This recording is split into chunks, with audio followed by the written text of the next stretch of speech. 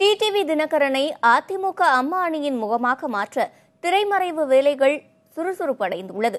தினகரன் ஆதரவு எம்எல்ஏக்கள் மற்றும் அமைச்சர்கள் அடுத்தடுத்து முதலமைச்சருடன் ஆலோசனை என காட்சிகள் வேகம் எடுத்துள்ளன. டிடிவி தினகரனுக்கு ஆதரவான 34 எம்எல்ஏக்களும் முதலமைச்சர் எடப்பாடி பழனிசாமியை நேரில் சந்தித்து பேசினர். அந்த சந்திப்பின் போது அதிமுக அம்மா அணி டிடிவி தினகரனை முன்னிலைப்படுத்தினால் மட்டுமே குடியரசுத் தலைவர் தேர்தலில் கட்சி எடுக்கும் முடிவுக்கு கட்டுப்படுவோம் என முதலமைச்சரிடம் அவர்கள் கூறியதாக தெரிகிறது. எம்ஜிஆர் நூற்றாண்டு விழா தினகரன் தலைமையில்தான் நடக்க வேண்டும் என்றும் தினகரனின் வழிகாட்டுதல் படிதான் அதிமுக இயங்க வேண்டும் என்றும் அவர்கள் முதலமைச்சரிடம் வலியுறுத்தியதாக தெரிகிறது. இப்படி டிடிவி தினகரன் முதலமைச்சருக்கு அழுத்தம் கொடுத்த நிலையில் அதிமுக அலுவலகத்தில் மாலையில் அதிமுக அம்மா அணி நிர்வாகிகளின் ஆலோசனை கூட்டம் அமைச்சர் செங்கோட்டையன் தலைமையில் நடைபெற்றது. தேர்தல் ஆணையத்தில் அதிமுக அம்மா அணியின் சார்பில் தாக்கல் செய்யப்பட வேண்டிய பிரமாண பத்திரங்கள் குறித்தும் எம்ஜிஆர் நூற்றாண்டு விழா ஏற்பாடுகள் குறித்தும் ஆய்வு செய்யப்பட்டதாக அமைச்சர் ஜெயக்குமார் தெரிவித்தார். ஒரு ரிவ்யூ மீட்டிங் தான் சொல்லும். இந்திய தேர்தல் ஆணையத்தில் கழகத்தின் சார்பில் பத்திர பிரமாணங்கள் தாக்கப்பட்டிருக்கின்றது.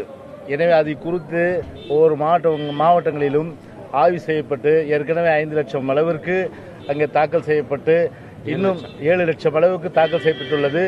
இன்னும் சில மாவட்டங்களிலே நம்முடைய கழக சகோதரர்கள் அதை அனுப்பி கொண்டிருக்கிறார்கள். அது குறித்து ஆய்வுக் கூட்டம் நடைபெற்றது. கூட்டத்தில் டிடிவி தினகரன் ஆதரவாளர்கள் கோரிக்கைகள் குறித்து விவாதிக்கப்பட்டதா என்ற கேள்விக்கு நிர்வாகிகள் யாரும் பதிலளிக்காவிட்டாலும் இந்த பிரச்சனையும் விவாதிக்கப்பட்டிருக்கலாம் என்றே கருதப்படுகிறது. எம்எல்ஏக்கள் தினகரனை சந்தித்தது மரியாதை நிமித்தமாக மட்டுமே என அதிமுக அம்மா அணியின் வையச்செல்வன் தெரிவித்தார்.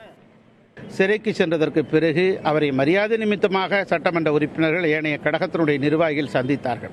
இந்த அணி இரண்டாக பிளவுபடவில்லை, ஒரே அணியாகத்தான் இருக்கிறது. அது அனைத்து இந்திய அண்ணா திராவிட முன்னேற்ற கழகத்தினுடைய அம்மா அணி என்று இருக்கிறது. அந்த அணியினுடைய தலைவராக தமிழ்நாட்டுடைய முதலமைச்சர், தலைமை கழகத்தினுடைய தலைமை நிலைய செயலாளர் மாண்புமிகு எடப்பாடி பழனிசாமி தலைமையில் இயங்கிக் கொண்டிருக்கிறது.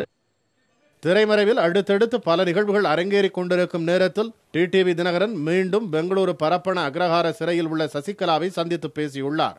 பரபரப்பான நிகழ்வுகள் நடந்தேறி வரும் நிலையில் அதிமுக அம்மா அணியை வழிநடத்தும் பொறுப்புக்கு தினகரன் உயர்வாரா என்பதை பொறுத்திருந்தே பார்க்க வேண்டும். புதிய தலைமுறைக்காக செய்தியாளர் குழு.